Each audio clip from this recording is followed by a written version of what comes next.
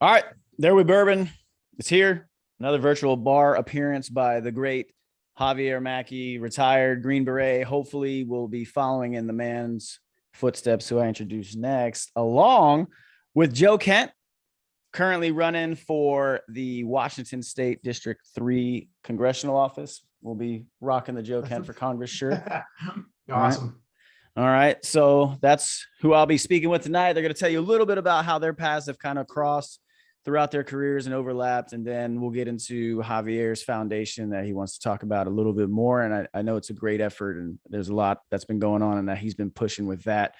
The first real quick, Joe is a man of culture and taste, as I've said, and he appreciates a good pumpkin spice latte season. So happy pumpkin spice latte season to the two of you. So we'll have a little bit of that. Yeah. And then, so I usually try to get something that coincides with the guest. I've already done the horse soldier bourbon, which I know is, special operators guys, but we've got the legendary Duke bourbon tonight, right? You can't see the label, but John Wayne started this and he played a Green Beret in a movie once. So there we go. All right. And we've got a little brown. This is so weird. It's by Heritage Distilling, which I believe is in Washington, Joe, right? Have you heard of them? Yes, it is. Yeah. Okay. So this is their brown sugar bourbon. It's the high altitude. So it's at 103 proof, which is right up my alley, but it's just bourbon infused with some brown sugar and cinnamon. So we're going to give that a whirl. It's kind of weird, but why not? So there we are. All right, boys. How's it going? Going good, man. Yeah. All right. So I know we've kind of talked about this in the chat off and on, but for those who are not privy to the details of some really important things that get discussed throughout the day in that chat, not at all. How did you two first come into each other's lives in the world of the United States Army's Special Operations community? Signed into the Q course together at the same time, and we're E4s, and we had to go to a little course called PLDC, which I think has a different name now. It is, but yeah, it's primary leadership development course. I went to that too once, so we've all been in way too long at this point. But yeah. So that's the warrior leaders course, Joe. I think we were right there before the whole 18 X-ray program fully came online. We had some of the first ones in our class, like the test 18 X-rays. But because SWCC didn't have a PLDC set up internally, they sent us down the street to 18th Airborne Corps, which was a cultural experience. Yes, it was. It was really, it was, we were kind of out of our element. I think more so for Joe than it was for me, for just simply because, Joe came from the Ranger Regiment. I came from the 82nd. And so I was kind of used to that world, but once you make it through selection, you just like, you know what? I don't have to deal with this BS anymore. And so, it was like big armies, like last little lick at us. So, oh yeah. And so what year was that? Ooh, 2005. 2002, yeah. It was we'll get a bracket. There's enough TBI in here. We just have a bracket. It's been in the last 20 years, so that's good. I think it was like January 2002 or February, March, that time frame. Yeah, it's cold. I remember that for sure. Yeah. It was like, I think it was 5 of us, 5 from SWCC, maybe 6, and enough to really be targeted. Yeah, dude, we were targeted the whole time we were there because everything from teasing. Oh, as the wonderful internet connection in Florida. Oh, there he is. He's coming back. Oh, leaders chewing the lines. Javi, you're kind of cutting in and out a little bit, but Joe, real quick, while he efforts that fix, because he's supposed to be one of those like really smart dudes. Wasn't he like an engineer or some shit? So what is SWCC for those who don't know what that is? It's a special warfare center. So that's like where you go to the Q course, but they also have a bunch of different schools. So you kind of come in and out of SWCC throughout your special forces career. You can never fully escape it. Sometimes they try and suck you in to be an instructor, but that's where you at least spend a year and some change of your life as a Green Beret, I guess. Okay. Did you guys ever get sucked into the instructor role? I never did. No. I didn't until I became an ROTC instructor. Okay, but so not at SWIC though. Okay, yeah, not at SWIC, no. The ROTC life, yeah. All right, so what was your experience together going through the course? I think so. After PLDC, we went to our MOS phase. So, or actually went to SUT, Small Unit Tactics, out at Camp McCall, and we were at that point we were separated in different companies, and well, that's unfortunate. Joe, pick it up. I'll try and pick it up, man. Yeah, we went to SUT. Yeah, he can correct me on my lies. Yeah, we went to SUT. We were in different like squads or however they broke us down. SUT is Small Unit Tactics, so it's kind of like a mini ranger school teams that you don't get a badge for. It's just the first part of the Q course to kind of get everybody on the same sheet of music and go through some common suck together of basic 7-8 or whatever it is now, Ranger Handbook, Small Unit Tactics, to make you proficient at the very basics before they teach you anything advanced. So I thought it was a fairly good time, but there's a good suck factor there. So you build some character. Yeah. So when you guys finished all that, did you guys ever actually serve in the same unit, I guess you would call it, same team or anything like that? No, he went to 3rd, I went to 5th. And I think actually it's kind of interesting for the GWAT, I guess the early GWAT era. I think we both had very 3rd group and very 5th group experiences, because I think 3rd did a ton of Afghanistan and 5th did like a ton of Iraq. And I believe that's actually like kind of our two tracks. I think we saw each other again a couple of times at at Bragg here and there when I'd have to go back for a school. Well, obviously he was there at 3rd group, but yeah. So Javi, I remember when I talked to him once, he said he learned French, but he didn't learn anything because the instructor was always, not really present. Yeah. But what language did you learn, Joe? Oh man, so it's funny. I just said I went to Iraq a whole bunch and I never went to Afghanistan. So you're probably guessing what language I learned. Okay. You're right. I learned Pashto. So I spent 6 months in Pashto language school and couldn't buy a plane ticket to Afghanistan. I always ended up in Iraq or Yemen or Northern Africa throughout my career. So I eventually retooled and learned Iraqi dialect of Arabic and modern standard. But I spent 6 months nugging through Pashto. You still speak a few words, or just kind of been brain dumped at this point? No, it's so similar to like Farsi and Arabic that and Kurdish too, that I brain dumped a lot of it. I think I could say like put your hands up and like Tasenge and all that stuff, but I think we all can say that. But yeah, and the funny thing is too, like this is early 02, and I think SWIC at the time was like, oh crap, there's this language that we haven't prioritized. Let's hire some instructors that they didn't, but there wasn't a big pool of like Pashtun teachers out there in the United States. So I really kind of think they just hired some random dudes that said they spoke Pashtun. So I had a guy that he was not ethnically Pashtun. He hated the Pashtuns. And so he literally spent about half a class telling us that like, there's no point in learning Pashtun and that they're all horrible people. So like every now and again, he would teach us like some Pashtun, but he didn't have a curriculum to follow. So it was literally him like just printing stuff that he'd find off the internet and scribbling it on the whiteboard. So it was, yeah. It sounds like a lot like Javi's French class, really, or his course. Yeah, when we went through language school, there was like a lot of it felt like it was new to the cadre and the teachers and everything, because they were trying to just push, they were trying to first of all get us language qualified, but they're also trying to get us to group as fast as possible. And like he said, a lot of times these instructors weren't very they weren't culturally aligned with the language or the culture for that fact. And so like my French teacher was because they wanted us to focus on Africa, so they had a lot of guys from like Cameroon and Senegal teaching us French. But then my teacher was from Belgium, so she and the French, although it's French is French, they speak different dialects of it too.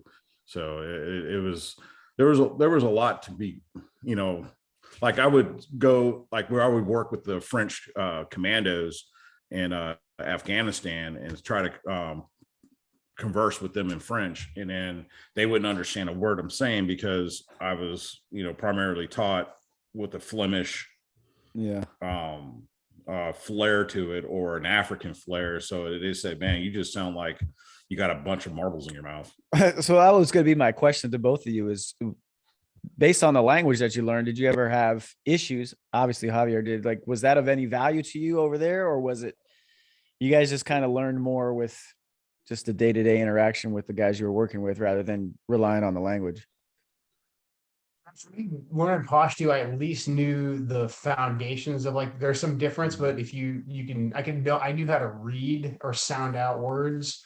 And my first experience with Iraqis was we had a couple of Iraqis that spoke English from, like, listening to MTV, and they actually had pretty good American English, but I got put with Iraqis with no interpreter. And so I wrote down a bunch of, like, key words, especially for, like, small unit tactics, like stop, go, put your hands up, all that type of stuff. And then just kind of branched out from there into, like, how do I tactically question somebody? But having the foundation from Pashtun of, like, the alphabet, it helped a little bit. But that really, the first time I got left alone with a bunch of guys who did not speak the same language as me, I was like, ooh, language actually is really important. I kind of wish I would have had a really good language school experience, as opposed to, like, the paid chance to go lift weights twice a day that I had in language school. Oh yeah. Yeah. Well, for me, it was like for me, it was, I had to learn French, but then I went to Afghanistan and never, went to a Francophone country. And so I had to pick up what I could of Pashto and Urdu and whatever other languages they were speaking at the time. But then I got assigned to go to Kyrgyzstan and Tajikistan, and I had to learn Russian, and that was on my own for my first assignment. And then I came back, got some formal training after teaching myself Russian, and then going back and not needing an interpreter. But now my Russian sucks. So, I mean, I can understand it fairly well, but trying to spit back some verses, and some rhymes with from the Russian rappers. Yeah. It's not gonna work. You're not going to go out and win any battles in Moscow right now. Yeah. So it's like Joe said, it was like, I wish, we're lifting all, like, we were like Navy SEALs, man, sleep, eat, and lift, and learn writing books. Language. Yeah. No books. No. Yeah. You guys haven't written books yet. Discount SEALs, I guess. Yeah. So I mean, in the latter years, though, like, we're fairly old guys now at this point, but I think in the last 10 plus years, SF got way better about codifying their language program. That was my next They had some question. really hard standards. Actually, I went back and, like, retooled formally in Arabic, and I didn't go to the course at Bragg, but I went to the course that we had at Fort Campbell at Group locally, and it was a way better program. And they were getting guys to 1-1s and 2-2s with just the oral proficiency, being able to speak and listen. They were getting guys to that standard in very difficult languages in pretty short order. So I think in the time where Javi and I were out cutting our teeth and being the test dummies in the Q course, they figured out, like, what didn't work, and then we were out fighting the wars. But, like, I felt like the Green Berets that followed me later on, like, they actually had some really good language skills. Yeah, I agree with that. Our X-rays or guys who were coming out of the Q course spoke way better whatever language than some of the older guys did, and they were they were the ones kind of leading the charge on the language. Do you guys remember, because I don't know, like, you guys are familiar with Rosetta Stone? Yep. Do you guys remember it was around the time, like, 04, 05, where the Army just made it free for everybody? Yeah. Was that kind of where you guys were getting your training from? Was it based in that, or it started to, and then they took it away, I think, in, like, 2010. I don't know. But yeah. Well, yeah. So we had the language program they had was the Special Operations Language Program, SALT. And it was like a crawl, walk, run method, like all Army programs. And then they would supplement it and augment it with Rosetta Stone, Rapid Rote, and a couple of other programs, depending on the language. They would supplement the SALT training with that. But at the end of the day, during that time period, at least in my opinion, it wasn't a really well-oiled machine until later on, past the time I graduated. Yeah, I had to fucking learn. I think so much came out of the early era or the early years of the GWAT, right? To where it kind of got implemented. So it did eventually work. They even got rid of even other aspects of the of the MOS training they had to get rid of because it was kind of antiquated, like Morse code was something they got rid of. It's still in movies all the time, Javi. It was just in Squid Game. Come on. Joe, have you seen Squid Game? Yes. Joe hasn't seen it. Fucking Javi saw it. You got Joe. I know you're busy trying to save a congressional district, but when you get some downtime, watch Squid Game. Squid Game. Okay. Squid Game on Netflix. It's insane. It's a Korean show, but it's nuts. It's insane. English subtitles. Yeah, it is. Well, don't do the subtitles. Just do the dub over because I can't do subtitles. Like Maddie watches shows with subtitles, and I can't focus on words, and then I don't have that ability. I'm not that smart. I'm pretty dumb if you guys haven't figured it out by now after a year and a half in a chat with me. So all right, so that was your experience early on. Did you guys cross at all any other time throughout your careers and your past? I know you guys were in different groups and focused on different areas and all, but kind of what was your last interaction before you both kind of went off and hung up the uniform? I think it was just that, like I was telling them when we start, was that the Callahan gym. I think he was going through the warrant officer course, and I was going through ANOC at the time, and we would always see each other at the gym working out. Joe. Every time we go back to brag, it's like a family reunion. On the elliptical. The elliptical going hard. Joe, you're an elliptical guy? Trying to preserve the joints, man. I don't know. I've seen your gym, man. I don't know if you're an elliptical guy. The elliptical was huge in Iraq. 03, I remember. That's big for good rehab, man. When you had a jacked up knee or something, definitely saves the joints. I think that was before I discovered rowing. Though rowing seems to be like the sweet spot of the ski erg. You done the ski erg? I've done the skiers. Skiers are pretty sweet. That might be my next. I was gonna say that's the best purchase I've done in the last 3 months. I use it every morning just to do something to get going before I go out to the gym for the rest of it. But the ski erg, in terms of space, because the rower takes up a little bit more space, I think. Ski erg is great. Javi, you should go get yourself one too. Learn how to ski, man. Yeah, well, I'm on the bike now. Okay. It's good on my back, and and I'm getting ready to do a 100K race next. Nice. On a bike? On a bike, in April Fool's weekend. So yeah, I was gonna say that is an April Fool's joke because there's no way I would do 100K on a bike. So I just tried because one of the alternate events for the ACFT is the 12K bike on the bike erg. Mm-hmm. Yeah, it's an alternate event. And it's actually fucking hard. Like, I think you got to do it in 24, 26 minutes, but you legit have to go pretty hard. Cause I did it and I passed the time because it's just pass fail, right? I passed it with like 24 seconds to go or something. Oh, wow. It's not easy. It is not easy at all. You are way better off just going and running 2 miles, even if you can't run. Cause but yeah, it's an interesting experience. Yeah, the one thing about a bike, though, man, you just got to have. It's not about how fast you pedal or how fast you're going. It's time in the seat because that's it puts some torture on the gooch, and then that's right. It does. I don't know why we've never figured out a way to have a comfortable seat. I mean, I just don't wider, but it just. I mean, I did 25 miles today, man, and tell you what, my gooch was. I'm sitting on a donut right now.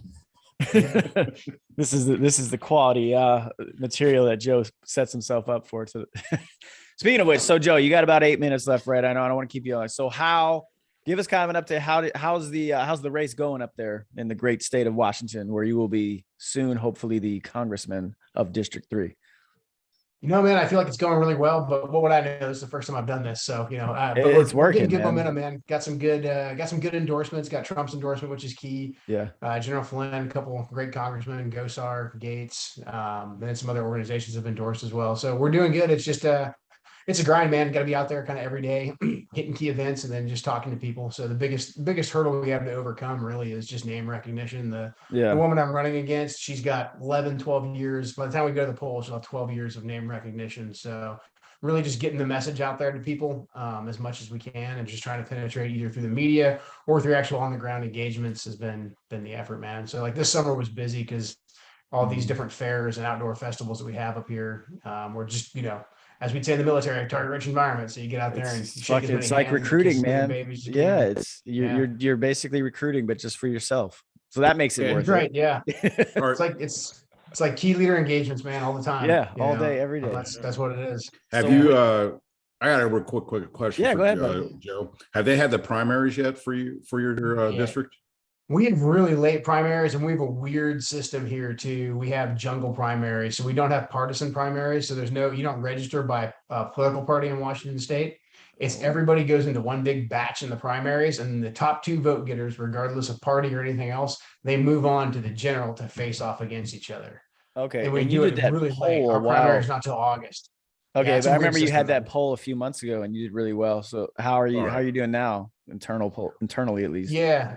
We're hoping to get some polling done here soon. I'm hoping one of these news organizations takes some interest and does some polling for us. I think they will, because like the Trump endorsements kind of draw some attention, which is good. And we had really good polling numbers, up by 10% from all my competition, and then up by 10 on favorability, only trailing by 7 on name recognition. And that was before the Trump endorsement. Actually, that was before I had any national level endorsements. So that was huge for you. That was huge for your following, for sure.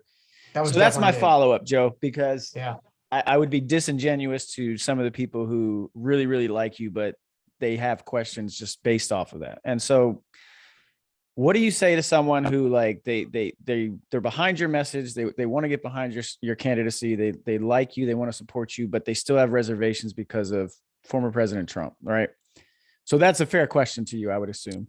But what do you say to that, to people who they're willing to support you, but they still have maybe a bad taste, or they're sort of turned off by President Trump? Right now, I would just ask them, hey, listen to the message. Donald Trump is not on the ballot here when you're voting for me this time. So, I mean, if you like Trump, you like this message, and obviously he endorsed me. I'm grateful for his endorsement. I supported his presidency, supported him when he was in office. But really, at the end of the day, it's probably, I'm willing to wager, for those who don't like Trump, it wasn't necessarily Trump policies. It was Trump's tone in his presentation, the mean tweets and all that. And I would just ask them to go ahead and take a scroll through my social media, get a chance to know me. And, I am not him. There's some places, like as far as policy goes, where I am like Trump. But I think if folks can look past a lot of the personality things and get to know me, that they would like my message, like where I'm coming from, like why I'm in this, and then, tell me what issues matter to them. We can have a discussion about policy. Yeah, I think that's actually 100% what I've probably said in your defense to everybody. No, that's true. And then I would say the last thing is how and what do you recommend to someone who also should be following your path and running for some sort of office of representation, Mr. Javier Mackey down there at the bottom of our screen, at least in mine, because we did talk about this in the chat, right? Probably this time last year, if not sooner, that, hey, there's too many people, especially men like you and others that are in there, just commenting on what's going on rather than getting involved. And people that are in the position to do it, you just out of nowhere one day, it's like, hey boys, I'm running. And you went off and you're out literally just, I feel you're going to win, man. But then we have other men like Javi that's in there. Like, and I genuinely feel he is in a great position, especially in the state that he's in, the kind of but follow in your footsteps. So what would you recommend to, even if he doesn't decide to pursue it, to others who may want to offer or just throw their hat in the race wherever they're at one day? Very simply, I mean, I would just say go for it. And that's not just like a generic rah-rah message. Really, I feel like the situation we're in our country, to put it like in military terms, I think that's a lot of your audience. Is I feel like we're in a near ambush, and we're in a near ambush from a side that wants complete and total control of our lives. We've seen what they're doing, and we're not really in a position right now where I think you can sit back and say like, okay, well, what's the best thing to do? Is this the right phase of my life? Like you would with other major life decisions. I feel like we're in very danger close. So I think it's time to like pretty much just turn and burn. Like that's the way I looked at it from my district, especially I think in Florida, you're probably in a better place, but I would say broad scale nationally, that's where we're at. But especially up here in the Pacific Northwest, like when the woman I voted for who's supposed to be a Republican, who failed pretty much in every other field and then voted for impeachment, I very much felt like we were in a near ambush. I looked around, nobody was taking charge. So I took charge and moved out towards the sound of the guns. And that's going to work out one of two ways. I'm going to be at the top of the hill, or I'm going to get taken off charging it. But that's how we're going. And so that's how I feel. That would be my my very simple message, is just go for it. I've learned some lessons here and there that if people want to DM me or talk through, especially if they're a vet, like, let me know. But really the big thing I think is just to take charge and own it and really go for it. Because really the bottom line is our country in general, there's some great leaders we have out there, but we have been ran by buffoons, and not just buffoons, but like nefarious buffoons who want the very worst for our country. And those of us that have had so much skin in the game, like all of us here have, and probably the vast majority of your listeners have, like it's our turn. This is the country that we fought and bled for, and we buried lots of our friends, my wife, our brothers and sisters in Arlington. Like, let's go. Let's take the country back. It's ours. All right. Well, everybody, let's just fucking head on down and start declaring, because that's about as motivating as it gets right there. And he only became a warrant officer. He didn't even try and go do full on commission, man. That's really good speech. But how can they DM you, Joe? Where can they follow you at on the great Twitter and whatever social media platform you're still not banned from? I kicked off Facebook. We're back on or YouTube. We're back on YouTube. Are you? JoeKentForCongress.com is where you find the link to all the social media, and then all my stances on issues, links to media I've been on. But JoeKentForCongress.com is probably the best focal point. I wish I had a really easy name like Joe Kent, Hobby, right? Like, dude, it's you know what I mean? It's fucking works. I 40 years old and I still got to hear people like, how do you say your name? Can you spell that? I'm like, if I was Joe Kent, it's 7 letters. Let's go. But no. But all right, Joe, I know you got to roll, man. Yeah, I know you got to roll out. I appreciate you hanging out with us for the night. Javi and I are going to get into some of his stuff, but Joe Kent for Congress, go hit it up. Follow him on all of his social media accounts. Donate. That is the most important thing, because money, unfortunately, wins races, right? So Joe needs the cash, and if you got it, pass it along. Or at least get this dope ass shirt. But Joe, this shirt was like $100, man. I don't know what they go for now. Swag. But there we go. All right, brother. Thank you. Hey, all right, guys. Thank you. Good to see you, Javi. Guys, take care. Good to see you too. All right, Javi. As Joe drops off, can I please at least point out that was perfect from a host perspective? At 18:30, he is now gone. 18:31, it's now all about Javier Mackey. So yeah, I'm just saying. Dude, I don't get paid for this shit, but I could probably do it. No, I'm horrible at this shit. Like I told you earlier, it's just me recording me drinking with my friends. So whatever. Yeah, man. It's always good to see like old Army buddies. And like I said, man, Joe was one of those guys that it was fun to be around, and it was always a good time. Are you surprised he's running for Congress? No, not at all. Not at all. All right, good. Because honestly, I'm sincere. Before we get into is it the Flanders Foundation? Yeah. I told you, and it sounded like you were at the epicenter of this is like perfect to declare after that New York Times piece. But you got to do the same thing, man. I really do. I'm being 100% genuine with you. I think you have a future in it. Here in Florida, you're in a rough spot in Florida, from what I know, right? Like from my district, Florida. Yeah, well, but your districts, the Orlando, it's a Democratic. Yeah, it's Democrat heavy. A lot of Latinos, and the Congressman Soto, Democratic. Yeah, I know him well. I remember him. Yeah, he's a real quiet guy. I mean, he's well embedded, well funded. Absolutely. And it would take. And the Republicans here, I mean, these guys, I don't have the money. There's not the money flowing like it will be for the Democrats. Well, when I text you later about some of the podcast stuff, I will text you some people I do know who do have plenty of money on that side. All right. Yeah, man. Yeah. I mean, don't ever let the money be the deterrent, because I feel like that's probably something that I've considered myself or thought of. And I know others have. It's like, yeah, it really does come down to money. And if you followed Joe's campaign enough, you've heard him reference some money. And unfortunately, I hope we don't ever have to experience what he had to in order to use, that amount of money, that where it came from. But that money's out there, man. Trust me. I spent 30 years of my life in Florida. I know there's a huge amount of right support when it comes to money in that state. So it's funny you say that, because I was working with a guy I go to church with. He was running against Soto, and he found that it was like the donors were there. Yep. But he wasn't getting the type of donations that he needed, and but Javi, man, I hate to say it, man, but like you are exactly what the Republican Party in the fucking Central Florida area needs. Your background is unquestionable, right? You've got the look, you've got the experience, you have the ability to comport yourself and talk like a fucking, someone who's not the stereotypical fucking Republican that everyone thinks of when they think of Republican. You crush every fucking stereotype that they're going to throw at you.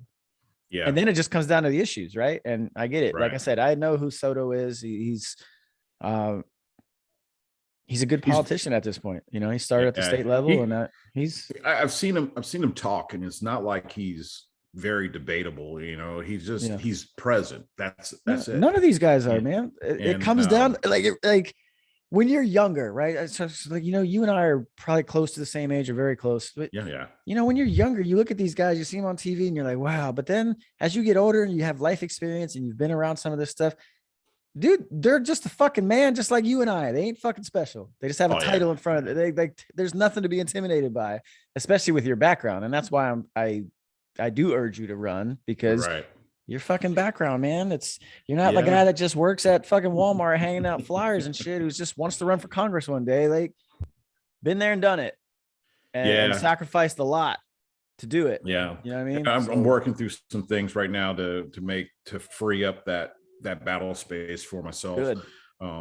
It's you have to have your life. You got to have things in your life settled before, and there's nothing bad.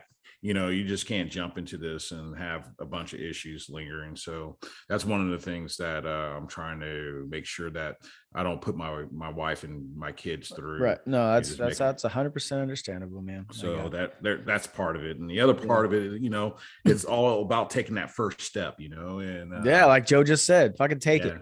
You got to step off with the left, right? 30 foot, 30-inch step. Let's go. Yeah. It kind of reminds me of my first jump out of an airplane. It's just like the whole time you just sitting there like, I hope nothing bad happens, and but it's over so quick, you don't even get time to think about it. Like right. Because I remember my first jump in airborne school was just like I think I was second to the last, and then once that green light went on and you start going, you're like, oh wait, we up, then you're out. Yeah, you don't get a chance to think about anything at that point. They just funnel you through. But and then everything else, because I'm gonna be honest with you, bro. Like being out of the Army, is very foreign. I've been out of the Army now for 3 years, and it's still foreign to me. And really, oh, bro. I mean, I walk inside like Walmart, and I'm like, I'm all fat and out of shape. I'm looking at this dude with like long hair, and I'm like thinking to myself, man, come on, get a haircut, clean it up. But then I see guys, like I go to the gym and I see some of the guys, some of the soldiers in the gym working out here, because we have, believe it or not, Orlando has a huge military presence that I didn't really understand. Yeah, that's where all my reserve units were, man. 143rd ESC, 912, all the good stuff. Yeah, man. And we got like National Guards right there. I think the most of the reservists, Michigan Street, Michigan Ave.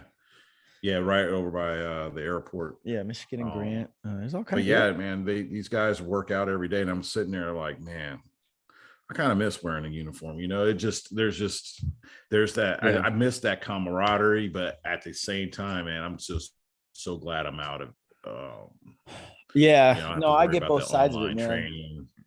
Because my biggest thing was when I finally did join, I knew I was never going to play baseball again, but the only thing that even comes close to replicating, the team sports environment or the locker room environment has been the Army. That's it.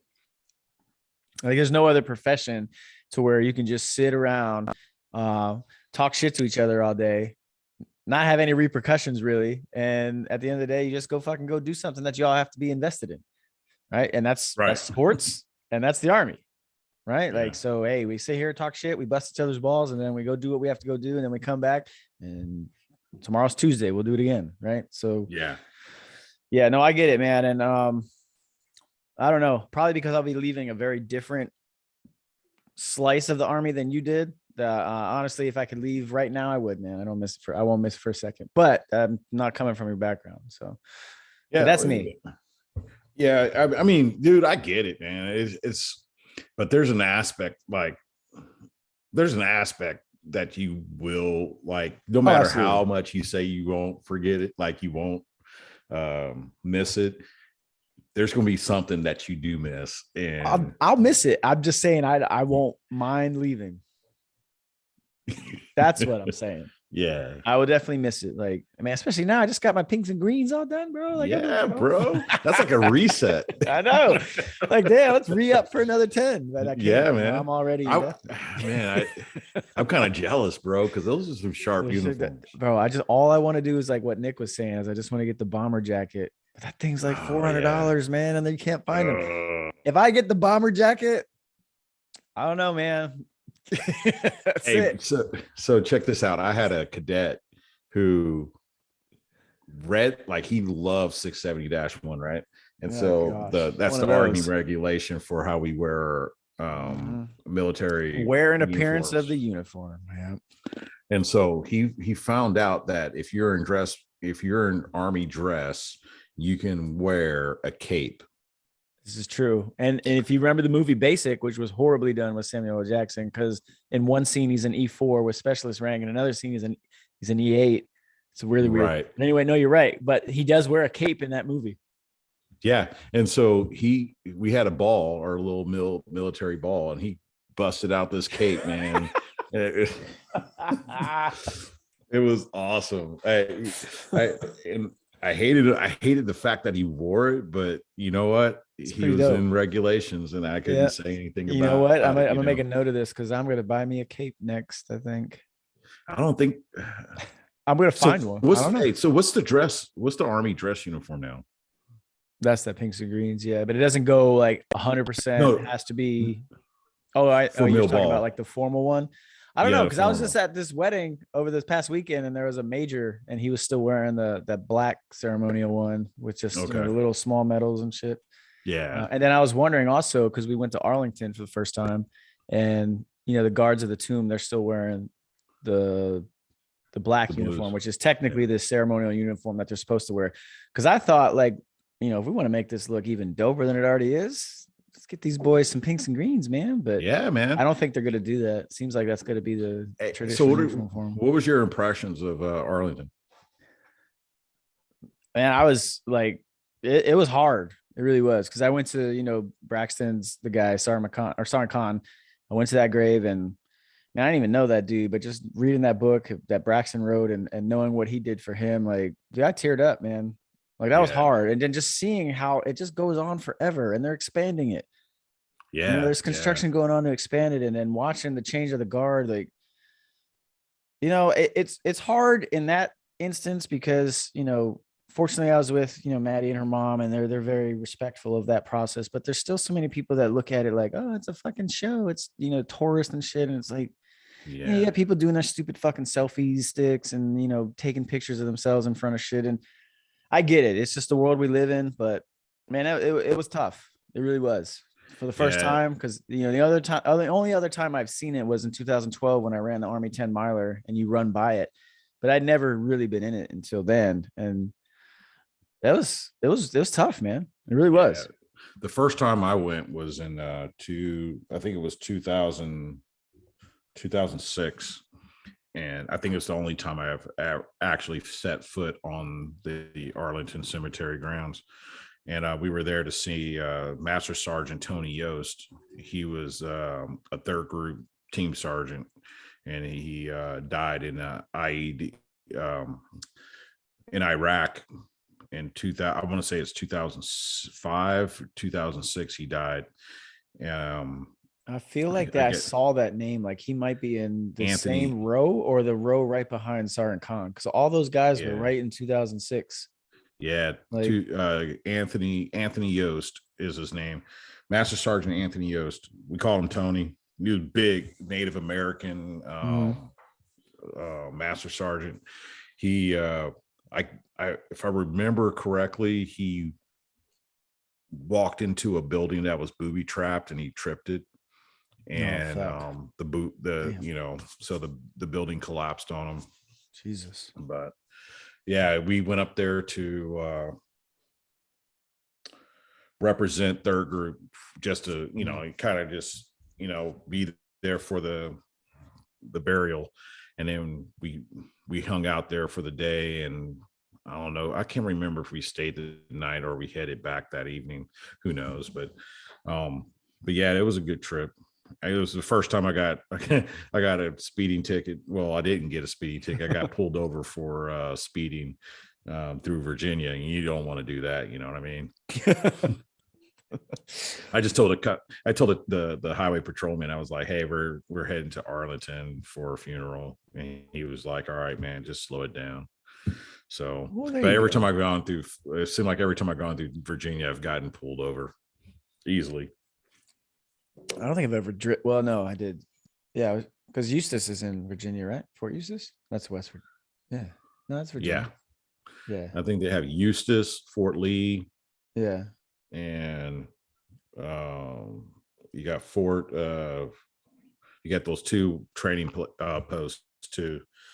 Fort Pickett and Pickett. Okay. I have heard of Pickett, but I know Lee is where they do all the AIT and stuff. And yeah, Eustis is turning into like these new training. Well, it's an AIT as well, but they're gonna put all the Army's like company or battalion level training base for all these new tactical fucking health and fitness dudes, essentially, right? They're gonna all be at the company level, but they're building the school at Eustis. So that was part of that ACFT, the NCOIC course I went to a few months ago. Yeah, that's actually happening. So you're gonna have like a dietitian, a fitness trainer, a chiropractor, all this stuff like right at the company level. And you know what? Why don't the Army just make those actual MOSs? It is. That's what it's going to become. So it's going to be in the medical field, right? It's going to be a 68 series job. But what they're thinking is none of those positions can be something you enlist into. Kind of like you can't be a CID agent until you make it until you're an E5, right? Like being right. So you're going to make it an NCO billet, but it's not going to be something you can enlist into. But once you're in the 68, you can follow that career path, and then because I think they were talking about like an E6 position.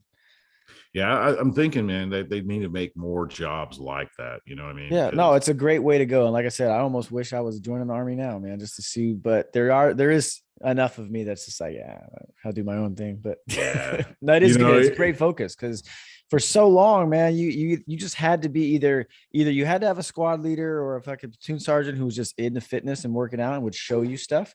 Or you had to have a parent like I did, at least, my dad was always into this stuff, or otherwise the only thing you knew about the Army and staying in shape was your PT, which as we both know, isn't really that much. Right. It's just not enough.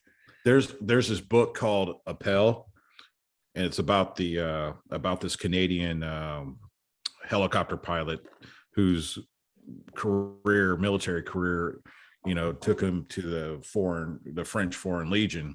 Mm-hmm. And when he was in the French Foreign Legion, they asked for him in order for him to get promoted, he had to work at the gym for a particular set of time, right? Okay. And while he was there, he had to also train to be like a fitness coach. And so it was funny, just to hear about the French Foreign Legion, because you think these guys are like these big, all we're going to do is go out and fight type deals. Because bunch of fucking criminals is what they are, Javi. What's that? I said bunch of criminals is what they are. Yeah, but it was pretty cool to like just hear a story about how that is cool. What everything he did. But yeah, man, I'm still working my way through Braxton's book. I'm a horrible reader, man. I read things in chunks, bits and pieces, because I read his book at the pool last year. That's how I read. I can't read anywhere but at the pool. Oh, really? Yeah, I can't focus any other way. Yeah, I'm bad. Yeah, enough, man. I had to put it down like after the first couple chapters, because I'm sitting there bawling, dude, and reliving some experiences, and just like, I gotta put it down. Yeah. I just can't. I can't. This is something he did a good job. So for those listening at this point, we're referencing Braxton McCoy. The book is The Glass Factory, which I've talked to him about, and we've had to rehash, and that episode no longer exists. But if you pay me enough and we can funnel some of it to Braxton, I could send you maybe the file, but no, we won't do it. But all right. So yeah. And so sticking with my theme, it seems like on every podcast episode I do mention Braxton and his book. So there we go, Javi. We've done that again. This is going to be like episode 60, and we're always mentioning Braxton because we love him. Man, you're at 60 episodes, huh? I think something like that. A lot of them was that there will be banter stuff, and we haven't been able to do that because just people's schedules just aren't this. It's hard to corral cats, man. You know what I mean? And when everyone's got something and they're all in different parts of the country, but I think Christina and I might just do stuff together, but I never wanted to do those episodes without Veronica. So Veronica, if you're out there listening, you already know you're the number one. So that's why we stopped doing them, because we couldn't really get Veronica with her doing her education stuff anymore. So, but all right, enough about me. Let's talk about Javi, you. Yes. And tell me about this FlandersField.org. What do we got going on there? All right. So once upon a time, a DJ's past. And let's go back to like September when everything was yes, because you did a lot with this Afghanistan evacuation. Right. Yeah. So for those who don't know, kind of see, so first of all, I'm not going to play up what I did. Basically, every interpreter or any Afghan I ever worked with reached out to everybody who was an American that can find on social media. But my Afghans like really went out of their way to search me out, especially since I had a huge presence on Facebook, and I deleted my Facebook account and I kind of migrated over here to Twitter, and none of them none of them reached out to me on Twitter, but I still have like an account on Instagram, and that's where they all kind of found me. Okay. So now I'm sitting here trying to figure out, well, what did I do now? All I can say is, hey, I like, these interpreters are hitting me up and like, hey, sir, I need help. Yeah. I got, it's very dangerous for my family. And I'm sitting back here like, and I think I was in Tennessee at the time. I was in Tennessee at the time, and I'm like, dude, I don't even know what to do. So I put it out on Twitter, and somebody who was following me was like, hey, I can help you out. I actually reached out to a journalist, and at first, and he gave me a name to a guy, and I actually got in touch with this guy, and he was like, oh, he really talked this really big game. Like, yeah, I can help you out. Give me the names of your terps, and, we can go from there. And that didn't pan out. And then I put it out there again, and a couple of followers said, hey, I can help you out. And this is back in September. And so one gal was able to like point me in the direction of Black Rifle Coffee Company, or Black Rifle Coffee. And I reached, she goes, hey, here's the name. He's going to reach out to you. And from there, we're going to, I'm going to just do a handoff. And I'm like, all right, cool. So I kind of expected the runarounds with this guy, with this, and come to find out, dude, it's been awesome. So the president of, I believe he's the president of Black Rifle Company, has a nonprofit called the FlandersField.org. FlandersField.org. Yeah. And it was actually for something else, but he's trying to get some money because he's taking all this money out of his pocket to help the interpreters get from Afghanistan to the States. So I've been talking to him before we had this podcast. I reached out to him and I was like, hey man, do you mind if I talk about your organization? And do you mind if, he was like, yeah, go for it. And I was kind of hesitant because of some, the way people feels about Black Rifle coffee company in their product or whatever, they're a little, but I think, putting all differences aside, I think people are more willing to, put their differences aside and donate to this cause. So that's why I put it out there for everyone, just to see what type of traction we can get with that. And from that, actually, I have some people reach out to me, and I have an alternate. So, you have a pace plan for everything. So my primary is right now, alternate, contingency. Emergency. There we go. Yeah. So right now I had to move. So right now I'm, Black with the vice president, with the president of Black Rifle Company helping out. He's my primary. He's been in touch with my interpreters every other day. We got a system set up. That's cool. My interpreters and I do. I'm kind of stepping back from what he's doing, and I'm allowing him to take charge of that situation, so that I'm not tasking my interpreters to do double the work. I want them to all take directions from him. And then at the same time, the vice president, his name has been on, I think he's the president or vice president, one of the two. He's been using money out of his own pocket just to get this stuff going so far. You're talking, for a bus to get these guys transportation can cost upwards to $2,000. So there's that. And so and then they come from different locations all over Afghanistan, so it's like trying to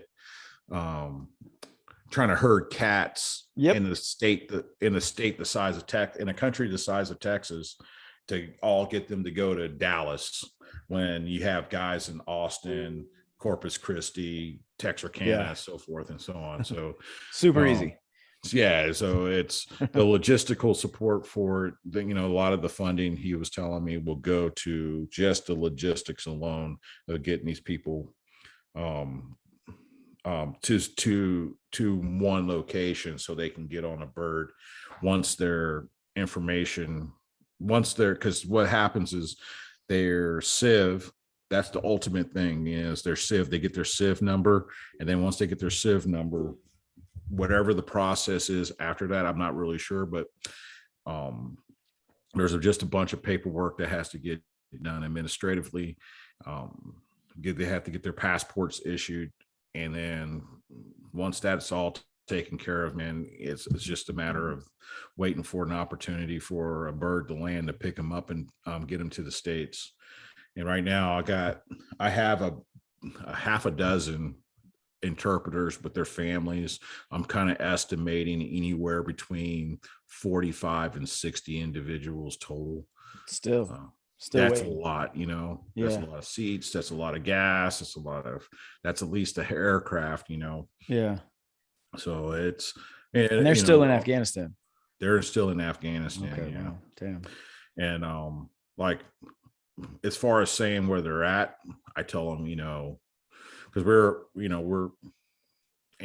we talk, and I'm not going to talk about where their locations are or anything like that, but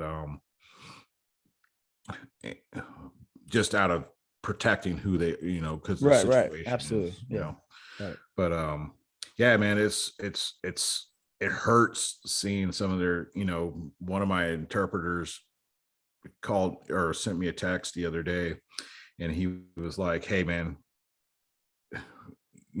so-and-so, someone that I knew was beheaded. And I was like, you gotta be kidding me. And then he was like, well, I need proof, because a lot of times, or some of these shit, Terps are kind of janky.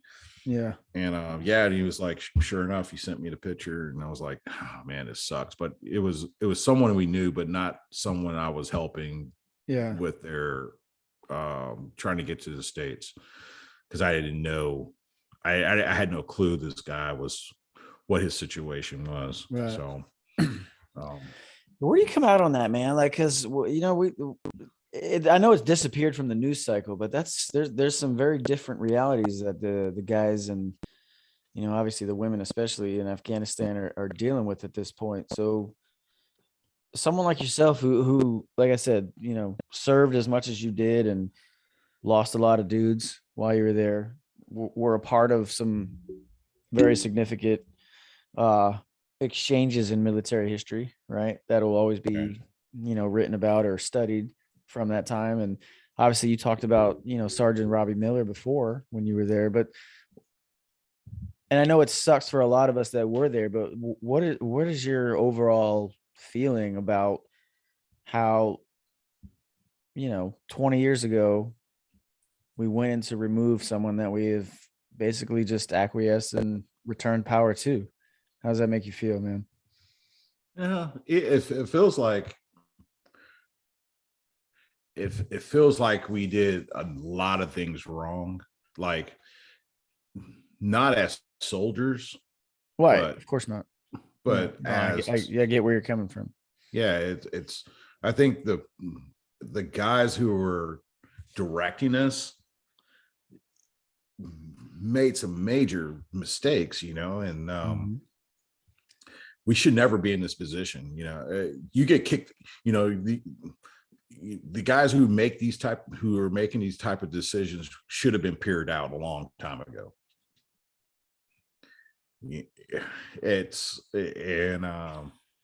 And I'm being nice about it. Yeah, that's one way of putting it, is peered out. I mean, you should. It doesn't happen though, does it? It doesn't happen. Yeah, and I have some really strong feelings about this, because that's like saying, hey, since 2001, all that effort you put, all that blood that was spilled, those are necessary sacrifices that needed to be made. And it was like, really, seriously? And it just, like, I think we've all experienced a breakup, right? Yeah. And I can tell you what, I remember getting some girl breaking up with me, and it just tore me apart. It feels like a bad breakup, like, hey, it's not you, it's me, like all these excuses, I feel like we're drifting apart, and I can't, you know what? And also too, I think that the leadership of Afghanistan and the people of Afghanistan can't go unblamed as well. Oh, absolutely. Yeah. And I don't want to just blame our leadership, but I also want to, point the finger at some of the resolve of those that we left behind, Right. Absolutely. But I will argue and say, I don't blame them. And this is why I would say that, because imagine, Eric, here you are, senior NCO in the Army, right? And you are sent to, let's say you were, war breaks out in the United States, and you have to, you're serving your country, and your battalion, deploys you to, say, Virginia. All right. You're moving what, 4 states up north, right? And you get up to Virginia, and while you're there, your pay stops. And it just doesn't stop for half a month. It stops for 2-3 months, right? And then, you come into contact, your job is not to take contact, but hey, your unit's fighting now, and you must fight, right? And imagine this, you run out of bullets, and then you radio to your higher command, and they can't get you bullets because there is no bullets. or they probably sold the bullets, or they sold the uniforms, or they sold anything that you might have. And now you're begging, borrowing, stealing from the civilian populace just to survive. So, and this is the circumstances that the Afghan army and their other security forces were left in. And how does that happen though, man? Like how? Well, because we shielded the Afghan army from those problems by ensuring that the logistical support lines were always running. Right. And then, but we did that through contracts. We did that through the U.S. Army, Air Force, Navy, and Marines. It was a concerted effort, not only the United States, other countries. The rest of the UN partners, NATO partners. Yeah, our coalition partners were doing it as well. And nuts, man. And so we held the Afghan government's hand for 20 years. Yep. And we never taught them to get potty trained. We never taught them to walk. We never, we were still chewing their food for them. Fucking nuts, man. Like that just doesn't, like, you tell this story to someone who goes back and looks on it, 50, 70 years from now, they're going to be like, really? That's what they didn't do? Because it seems so obvious, right? Like it seems like the fixes, as you just pointed out, would have been so obvious along the way that, hey, let's build up some self-sufficiency, but we never did that. Well, we shouldn't have been doing it in the first place. Yeah. And in my opinion, we should have went there. We should have went there like Mike Tyson, throw some punches, knocked a few dudes out. Hey man, right? I'm with you, 100% with you. I don't know why how we've turned into this nation building. Yeah, it hasn't worked. Yeah, get a 10 count, flex over the victory. Yeah, fist bump out, and then then let's go, because that's what you guys do well, right? That's what guys like yourself and the stuff that you've done. That's what you fucking do well. You win and those engagements. Part of the problem was, well, hey, we're going to create a command. We're going to create these new commands. We're going to create a lot of commands because we got a lot of officers, and then and they need something to do. They need something to do, and so this and a lot of these commands were going to be sitting on forward operating bases, never leaving the wire, right? Mm-hmm. And so you've heard me say several times, if you wanted that war to end fast, you put a general on the ground and keep him on the ground until the job's done. Period. Let's go back to Panama. Let's go back to Desert Storm 1. Yeah. Every time you saw Norman Schwarzkopf, he was in kit. Mm-hmm. And there was bullets flying somewhere, and he was there with the fight, Yep. And now, I can honestly say that I was out on the op with General Miller, but it was a KLE. Okay. And we took contact. Yeah. I was on several ops with battalion commanders, and they took contact. But the thing is, they would go back to the FOB, do the decentralized commanding, which is good. I'm not against that, but we got to get our officers dirty, man. When did that happen though? Like, when did it stop getting? Because that's new. I mean, Desert Storm is not honestly that long ago. That's 30 years, and we started this shit 20 years ago. So, well, what do you think the one officer? I'm not talking about lieutenants. The only maneuvering officer, the most senior maneuvering officer at any given time is a captain now, right? Yeah, absolutely. Yeah. That's like the last time you're ever really with Joe and Jane on the ground. Right. And everything after that is a staff position. Yeah. And what happens, I think, you remember when we first joined the Army, your talks, your operating centers were part of the battle. Yeah. And nowadays they're sitting decentralized on the FOB, just hanging out, going to the green bean, lifting salsa night. I don't know if you ever been down to Kandahar, and he had the boardwalk, Ruby Tuesdays. Fucking Friday. No, it's Fridays. Yeah. Worst chicken I ever had, but I expect it. I don't expect it to be good. It better not be good, or else we have a problem, right?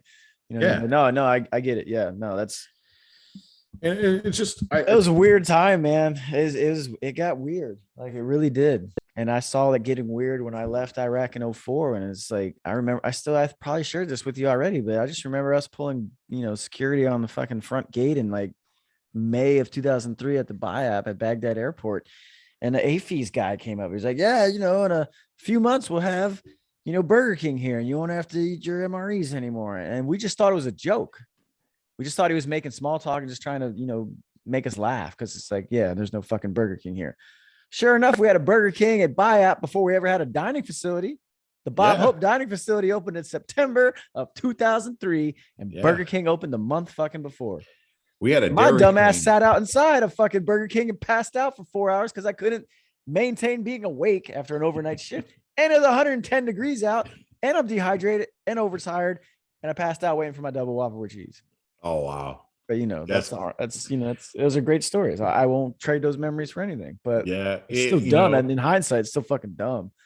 And it's funny you say that because in Bagram there was at one point there was a Dairy Queen. Yeah. Well, I don't know if I never saw the Dairy Queen. I know there was Dairy a Popeyes. Yeah, Dairy Queen was hidden in the back. Okay. Bagram had a lot of secret things, man. You had I just remember, I can say this now, but I remember I went there for a visit and we got to have like the temporary those chews that we had, the little temporary areas right next to the Polish. And, my background is Polish. And so, of course, I take up small talk with them dudes. And they brought us into their little garden restaurant. And we're just slamming fucking beers because, the rest of the world still gets to have fun in a war zone. And we don't. We get to drink near beer and, we can't have it. What was that? Blitzberg near beer? Something, man. It was a beer I just had at Wrigley Field that was actually somebody hit me up when I posted. He's like, that's the near beer we had in Afghanistan. I'm like, you know what? You're fucking right. And I don't know what it was, but yeah, I remember that, man. And I don't understand why the rest of the world gets to still have fun, but us, we don't. Can't even drink. It tasted like I remember it tasted like Amstel Light. I love Amstel Light. I ain't gonna lie, it's got like nothing Amstel, in it, but I love it, man. It was like Amstel Light and somebody spit tobacco in it. So that's a hell of a flavor profile right there. Yeah, man. Oh, yeah. Yeah, but I did that. I think I have that picture somewhere. It might be on my phone or it's on an old computer somewhere. I got so much shit on an old hard drive that who fucking knows what's on there at this point. But yeah, I'm like sitting out there in front of the Polish little compound, like, what's up? Because that's the first time I actually had that. I hate to say it, and I know it's but it's the first time I actually had some fun in Afghanistan. And people are like, you don't need to have fun. I'm like, yeah, you're right. I shouldn't, but I did. So whatever. No, you should, man. I mean, make the best of it. You should enjoy yourself. They're like, I don't have a problem with, I might crap on, some of the ideas of, living in comfort, but you know what? At the same time, dude, if you're at a major fob, and you have, I don't Comfort's see fun. Yeah, man. It's just because what else you're going to do? You're going to end up destroying each other anyway, so you might as well just have some distractions just to keep the monotony down, because they got kind of stupid there, hey, you got to wear the stupid reflective belts. You see these little 5 foot or 4 foot, 7 chicks with a M16 rifle that's just as long as they are tall, and they're dragging the barrel in the ground, and then facts, and I literally seen this where a unit, I think it was a reserve unit or something like that, where they would have a formation in the morning, and that formation was putting on their PPE, and which consisted of the reflective belt. They had to have their gloves on them. They had to have, they literally put shades, like the tinted sunglasses on, the eye pro, and they had to make sure they had their earplugs and whatever. And then the cherry, the topper, the closer, as Dave Chappelle would say, at like 1800 that evening, they transitioned their lenses which was another pair of glasses. They took off their sunglasses. They had a formation for this. for them to, put on their clear glass.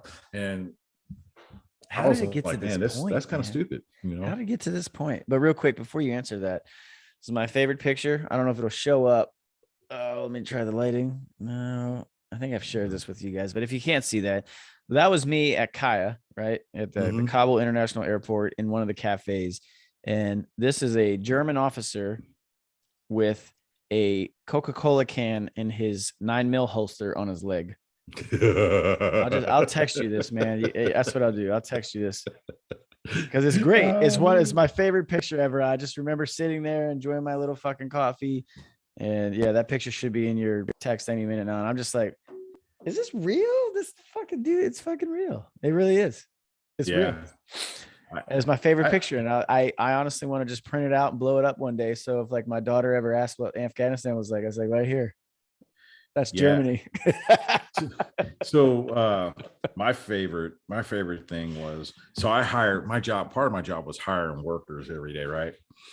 And so like sometimes we have like these big these Heskos, they are big baskets, and we would hire these Afghans to fill them up with their, right? So I would hire, like, say for instance, I only had enough to hire 2. So I would give them both a shovel to sling dirt. And I would leave come back in 30 minutes. These Afghans they're only using one shovel, but they're both working, right? And so what they had done is they tied a rope to the end of the shovel, and one guy would pull the rope while the other guy was shoveling, just to keep, because they were going to, it was kind of ingenious because they're going to be there all day, right? And you just get tired at some, you're going to hit muscle failure. They've done this before. Yeah. And at first I was like, no, you both need to be shoveling. But then after a while, I saw that, it was pointless. It just let them do it the way Afghans do it, and life will be better. Yeah. And, so. That's great, man. Yeah. Like, I don't know, man. So. Yeah, I'm just with life. How's life for you? Where are you at, man? Because I can only imagine. I can't see why you would want to be there, stay there. Well, I'm in Napa. Well, I mean, dude, I'm in, like, the only thing that, look, I love Napa. I love where I'm at. I love Benicia, where I actually work. Okay, so there I've completely doxed myself, right? Whatever. That's a good high school. I love the Bay Area. Like like I said, I grew up a fucking Barry Bonds fan in Florida as a little leaguer, man. And like, I never being that far from San Francisco, I was like, oh man, I'll never be in fucking San Francisco to see a game. And now I'm going to game 5 tomorrow. Yeah. Deciding series against the Dodgers, right? Like, this is a kid's dream. The only thing that would be better is if I was actually on the fucking field playing, which I'm not, but I will be in the field. I'll be in attendance watching. And that's like the next best thing, right? It's deciding game of a playoff series between the Giants and the Dodgers. Like, man, this is the epicenter of like what I grew up wanting to be a part of. Yeah. Now I'm here. Yeah. But that area is really good for baseball. It is. Like, I love it here. And don't get me wrong. I love where I live, but man, I'm at that point in, and that's kind of like our conversations is like some of us don't want a house or a big house with a big, like I do. I want a big house. I want my fucking land, and I can't do that out here because you live in Florida. You know this. Yeah. Man, I look on Zillow or whatever website you want me to look on for real estate. Man, houses that are like 1,400 square feet, they're 50 years old, $800,000. Yeah. Do you give me $800,000 in Orlando? Yeah. Oh, we're gonna ball. Oh yeah, you a baller, right? Dude. So oh yeah. That's kind of where I'm at this point. You're a baller with a Tesla. Yeah. I don't think I'll stay here, but I mean, at some point, I want to have a house, and so this is not where I want to have it at. But I want to be on the West Coast because I just feel like the West Coast is me. If that makes sense.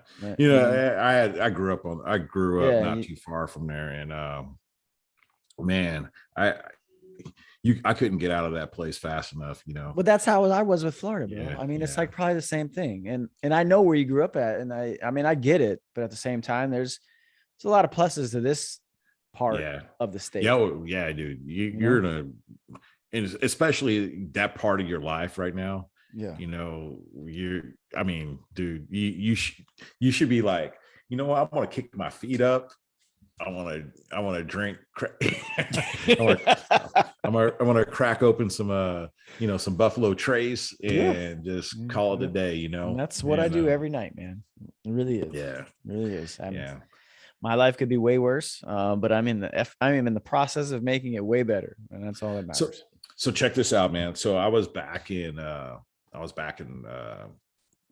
Fayetteville, Fort Bragg area, and my buddy lives in a bunch of guys live in this one. A lot of military lives. They're clustered everywhere, right? Yeah. So wherever there's like new developments, for the most part, there's just clusters of military buying houses because you can just go to Bragg and never leave.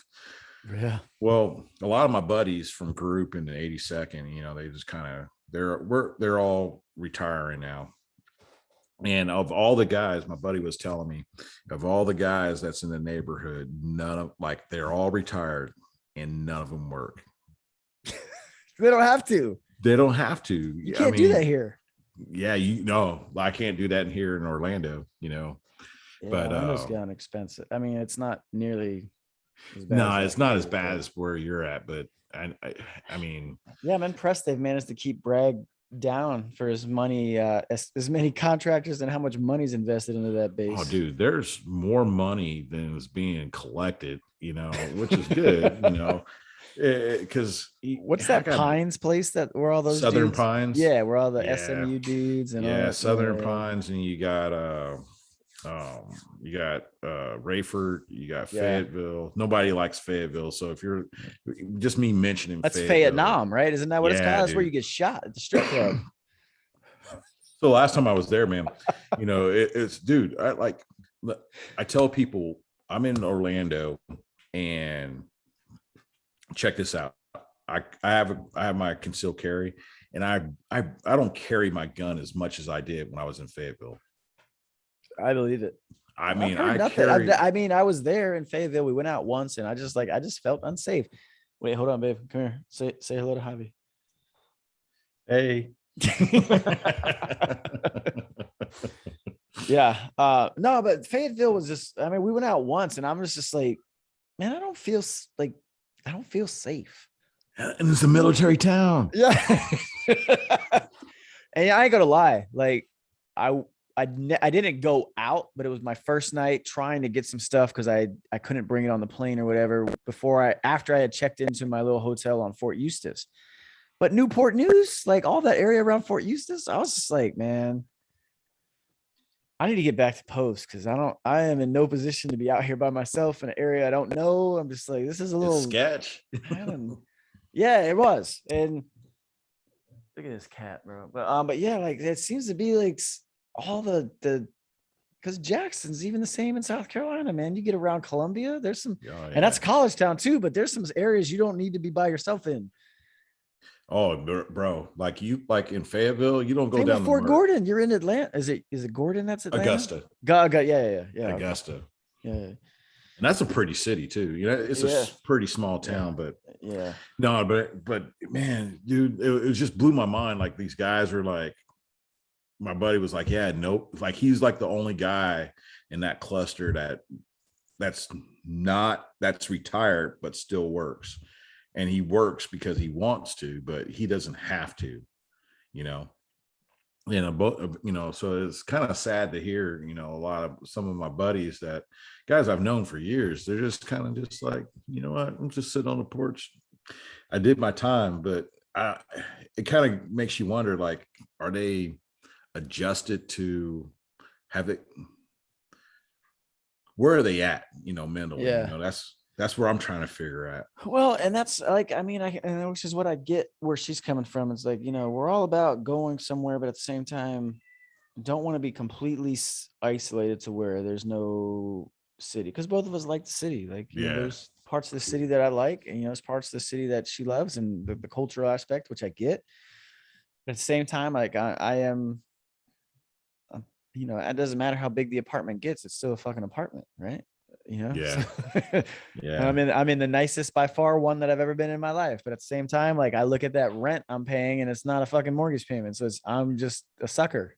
Yeah. Just But, throwing it away. you know, so, Yeah. but that's kind of where it's at, man. And, you know, I will hopefully have a much clearer answer by the new year on what the hell I'm going to be doing with my life. But yeah, no, I get it, man. And, oh, what the hell was that? Man, this is the life with cats, bro. These fuckers. Hey, I just finished watching Ghost. Ghost? What is that? Ghost with Patrick Swayze and Demi Moore. Man, that movie. Yeah. Were there cats in it? I don't remember any cats. Yeah, it was a cat. You know, because really? the first interaction Patrick Swayze has with anything is with the cat. Oh, and, okay. Damn, I have to go back. He scares the cat, and so I'm convinced cats. Reason why cats are the way they are is because they can see dead people. I believe it. That makes a lot of sense. You're probably right. Because this one over here, look at it. What are you doing? She's a fucking terror, man. Like the best thing we did was get a second cat because the second cat, for the most part, occupies the first cat throughout the night and they don't fuck with us as much. But man, if I had a camera that could capture what this one's doing, it's just like they're just different creatures, man. They really are. Yeah, they're not dogs. They're their own fucking. They're just weird. So Freya, she's my new dog, right? Okay. And I love this dog. She has a lot of personality. She's a shepherd and like husky mix. Yeah. But anyway, beautiful dog, smart as can be. But dude, she has so we bought her this toy. It was a toy. It was one toy, but it had two toys in it. Okay. So it was like a plush, like snake that ate something. And then once she tears it up, there's another toy in there. Dude, she gets this toy and she just goes apes over it, you know, and she's like, you can't, you know, like she starts howling as she squeaks because it squeaks. So she starts howling and she's making this noise and it's like, you can tell she's thoroughly enjoying it, but then she takes it and she brings it to us because she wants us to play with her, you know, and yeah. So we spend the next, 30 minutes or so tossing it back and forth and she gets to retrieve it. And then she wants, like, not only she's not done playing with me. So we spent about 45 minutes horsing around with this dog. And then tonight she lost a tooth. What? Yeah. So right before we got on. Is she a puppy? Yeah, she's a puppy. Okay. So it's probably just a little baby tooth. Yeah, just a little baby tooth. Still, it scared the crap out of me. Yeah. Because I was like, man, this fucking kitten. I wake up every morning, there's like claws hanging out on the floor. Like, oh, dang, just losing claws and just shedding these things. Like, it's weird. I haven't seen any teeth yet. I think she had some teeth come out from the other one a couple years ago. But dude, this thing and this kid, this dog like piddles. Like if I come home from work and I open up the door, I have to ignore her for the first 10 minutes. Because if I give her any attention, she just pisses everywhere. Too excited. Yeah, and then she's shaking her butt, and then it's going like left and right, like a windshield, like the sprayer on your windshield, you know. And her tail is like the windshield wiper just spraying it everywhere. And I'm like, come on, man! This is why we can't have any nice. That's really right. You really can't. So the first thing I do is I come home, and I put her, regardless if my wife has already taken her outside, I just throw her in the backyard, let her get a moment just to get whatever residuals out of her. And then I bring her in and she still manages to like get a couple sprinkles here and there. But dude, it's just, I'm not used to the puppy phase. Yeah, no, I don't have the patience or the space for a dog at this point in our lives. So that's why I won't do that. But cats, they're super easy. They're just chill. Yeah. They're ready to go. So let's talk about Ray Ocean. Just as I was about to close it. All right, let's talk about Ray Ocean. What up, man? Like, no, trying man. to drop some bars or what? What's that? No. Dude, man, bro, like I get in these moods and it's like hip hop has always been part of my life, right? But as I getting older, I've come to love and appreciate a bunch of music.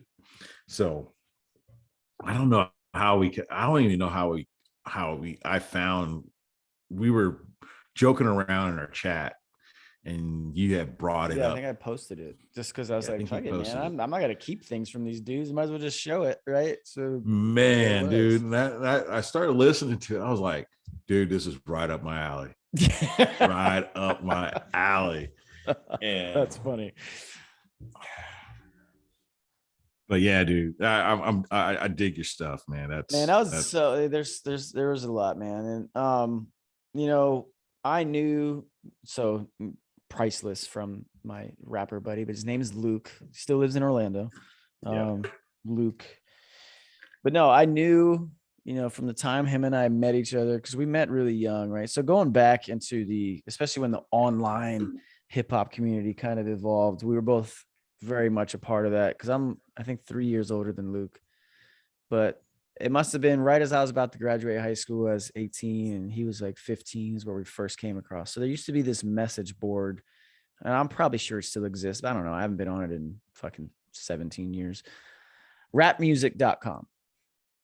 That was the message board, right? So rapmusic.com was like literally the first message board, which at a time when message boards were coming online, I think it came out in late 1999 or because I graduated in 99. So I remember got on that. I think I joined in early 2000. He had already been on it, you know, as a teenager. So he was probably a sophomore, I think, in high school at the time. And, you know, like the thing with the message board rap at the time was like, there was no real audio capability through computers yet, right? Like, you could do some microphone stuff, but there's no real recording software. There's nothing like that.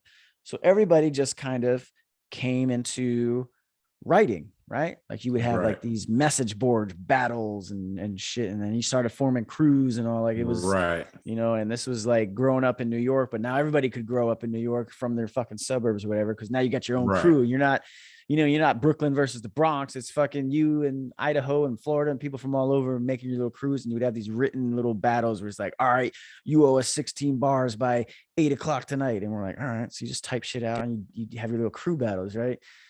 And then like technology started to evolve. And I remember there was this software called Cool Edit.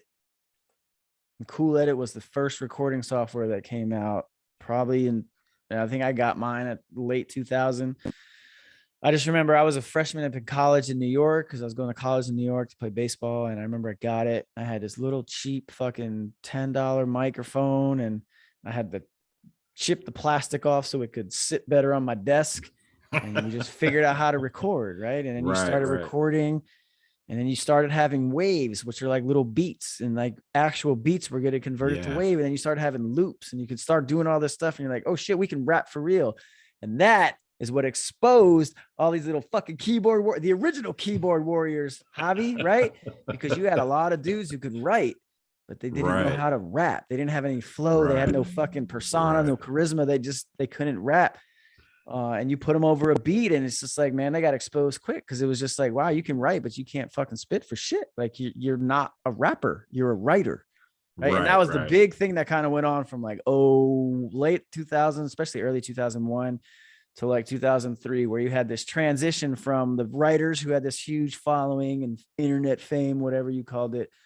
And then it turned into like, okay, well, here's the people who can actually do both, right? And I could always do both. Like the one thing I could always do before I realized how to write was I could rap. Right.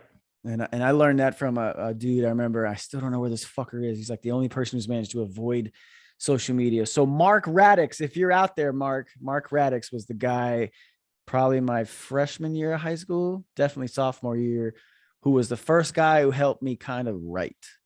Right. Like my original name was Phantom. Like it was, you know, he's like, yo, bro, you sound like a phantom.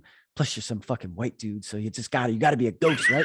So that was just a silly shit Mark used to say. So we would always go over to Mark's house after school. And at the time, all we were into was like, you know, Wu-Tang Clan and all their offshoots, fucking Capadonna. I loved Capadonna. And we liked Method Man, but our guy was always fucking the RZA. RZA was my dude, man. I loved fucking RZA. Like he just, so we originally started out like, yo, let's write like Wu-Tang. And that's what we did. We didn't fucking, man, we grew up in Poinciana, Florida, bro. There ain't no fucking Wu-Tang like that. Yeah.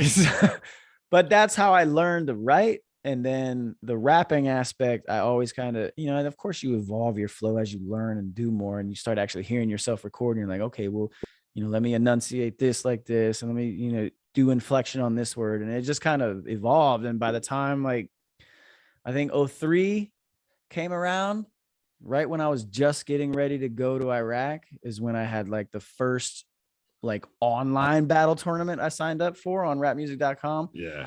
And man, I cruised through that shit. It was nothing. Then we got to like the semifinal round, and that was like literally the week we deployed. And I was like, fuck. Because I thought I would win. I really did. Right. Like I really did think I could win. Because at the time I had been writing battle stuff for so long. I love the battle aspect of it. I've actually won probably 4 battle tournaments. My funniest prize ever, bro, was like right after I graduated high school. I won a beeper and free services for a month on a fucking nah, dude. Yeah, this was hilarious. I was at this fucking party in the middle of a field in Osceola County in Kissimmee somewhere, and they brought this DJ, and they're like, yo, we're gonna have a battle contest. Winner gets a free beeper. I'm like, I got this. Sure, and I won that. That was easy, man. But I would never say I was a great freestyler, but here's what I learned about being a battle rapper is there's an art to it, is when you can make stuff you've written sound like it's stuff you're coming up with at the time. Yes. So that, I mean, that's a very real thing, right? So people are always like, oh my God, the Eminems and all these. I'm like, yeah, they're great, but they wrote that shit before they ever spit it. They just know how to recall it and make it fit in the moment that they're in, right? Right. And so, yeah, I was really good at that. But I remember the last battle I ever had, I got my fucking ass handed to me by like a legit off the top of the head freestyler dude. I can't remember his name, but it was like 2006, probably 2007 in Orlando, downtown Orlando, Firestone nightclub. What up? So no, and it was like we had been doing a mixtape, and we did a mixtape with DJ Jazz, who was on, I think he was on 102 Jams at the time. But no, anyway, so the evolution of it was just like I was really good at battle rapping, and Luke had evolved, and that dude was winning like online and radio battles all throughout 2008, I think, down in South Florida. But that album that we did, the Ray Ocean and Priceless thing, we did a mixtape before that, which was all, you know, other people's beats and stuff. So you can't really sell it or claim intellectual property on it. And that was called Diversity 2, which is just a real clever way of saying diversity. Diversity 1 was Price's, Luke's first album. So Diversity 2 we did, which I have in my truck still. It's not uploaded anywhere, but it's great. And then the Ray Ocean and Priceless album, which was all 100% us, you know, bought all those beats. One of the guys that did most of the beats on that album ended up really making a name for himself as a producer. He produced a lot of the Diplomats, if you remember fucking Cameron and those dude, Joel Santana. He, you know, a lot of those beats, if you go back and listen to some of my, especially my solo stuff on that album, he's the guy that did those beats, but he's also the guy that was doing a lot of the, you know, Diplomats and Cameron and Joel Santana. And then there's another guy, fucking Biggie, you know, a knock name obviously, but he produced a lot for, he worked with the Rum Runners. If you remember, they ended up becoming the Runners, but they originated in South Florida. They did a lot, especially for Ludacris and a lot of those guys in the Southern hip hop scene in Atlanta. Now, he was one of the main producers on it. And then some of the other stuff was just kind of piecemealed in there. But yeah, that album was that was supposed to be it, man. And then I remember we flew to Chicago. We did this rap. They flew us to Chicago. We did this showcase with about 15 other artists. 2 of them they signed on the spot. One of them was us. They brought us back for another like round. We sat in there with these execs, this dude from Sony. I remember this was like our biggest offer. The guy was like, yo, we'll give you $75,000 for 2 albums, but we own everything. And Luke and I both looked at each other like, I don't know, man.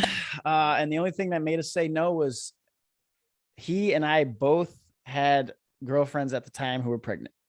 Ooh, yeah. So that was the moment where it was like, I think if we were single and we had no upcoming fatherly responsibilities, we probably would have took it. And I don't know if it would have been anything.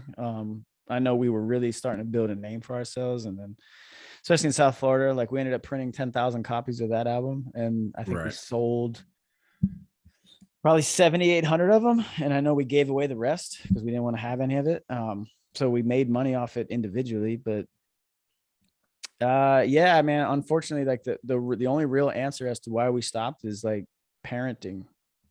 Responsibility, that the conscious decision to be parents rather than pursue that dream.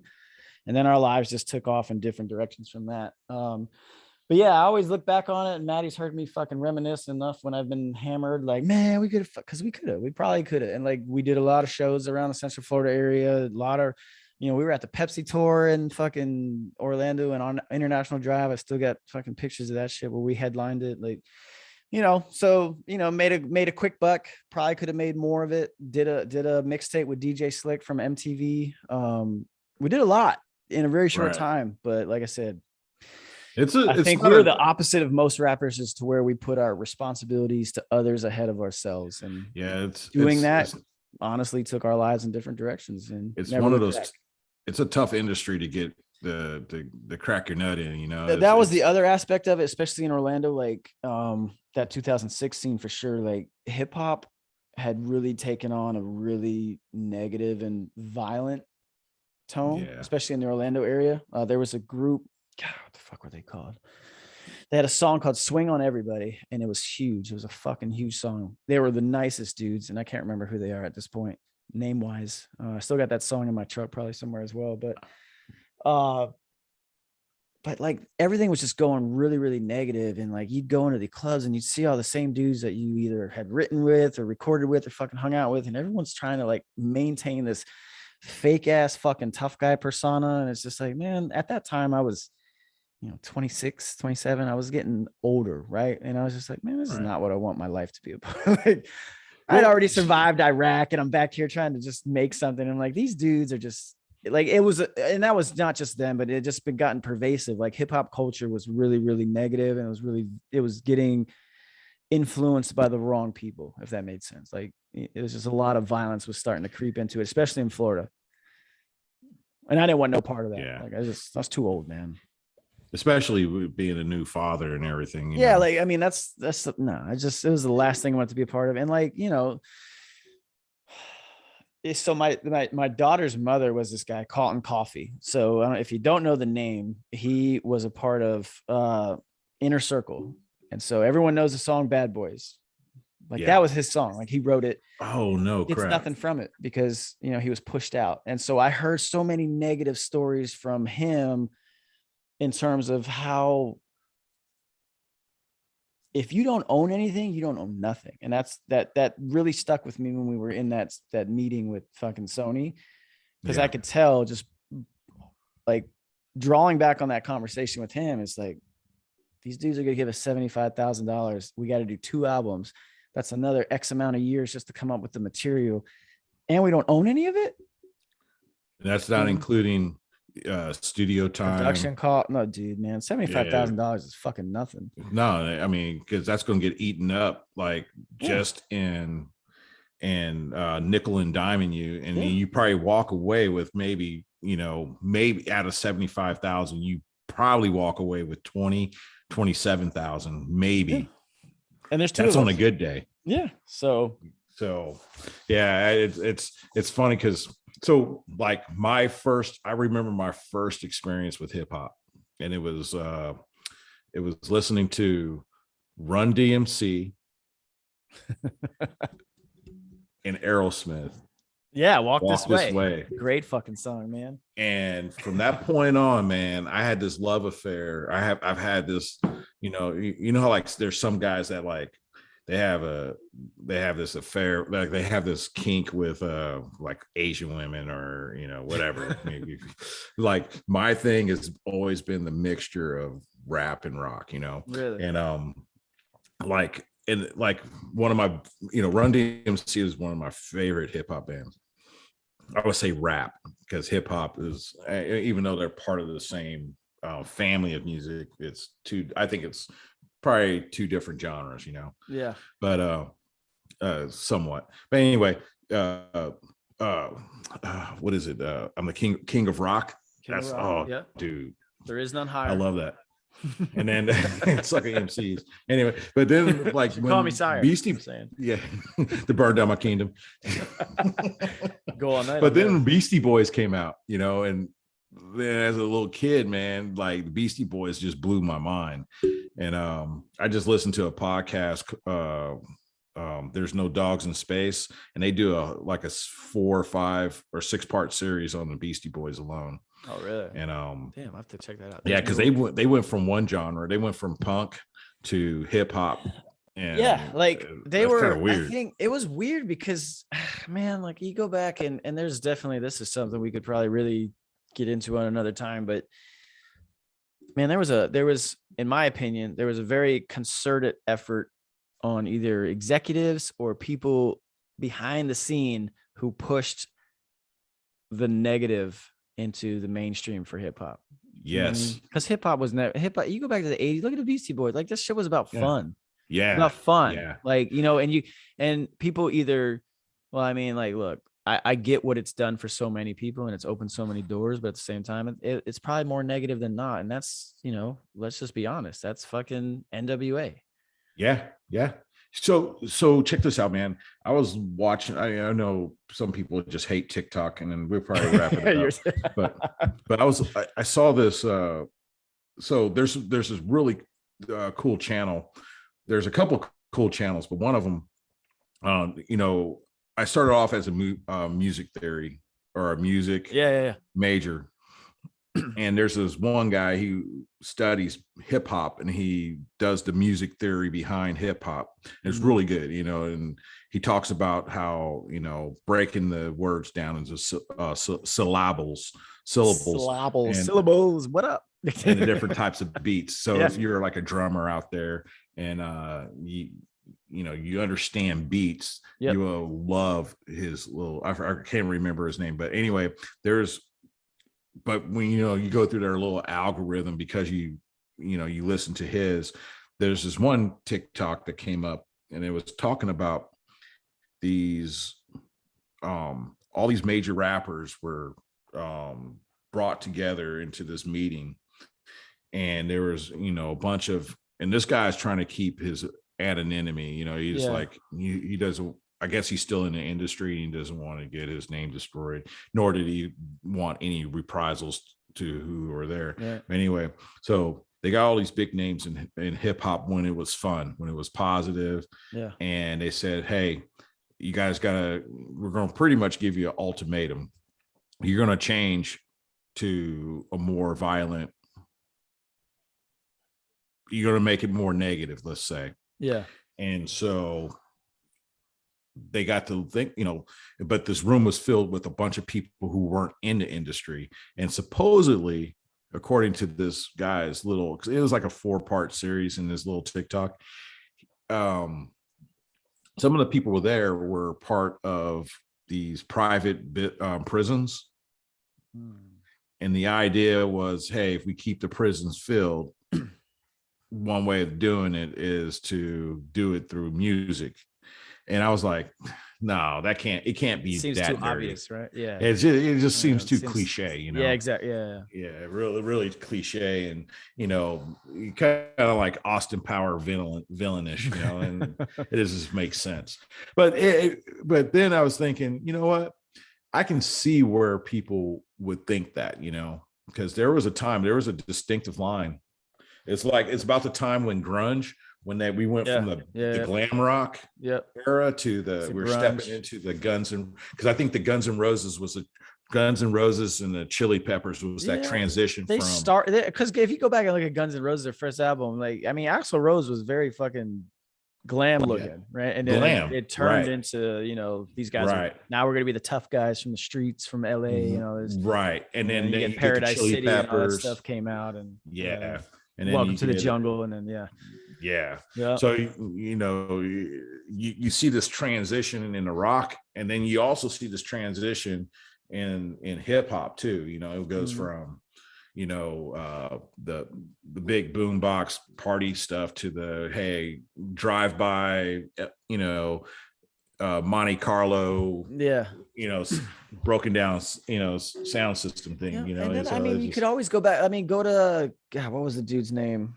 Who was the one that did Broken Glass Everywhere? What was that dude's name?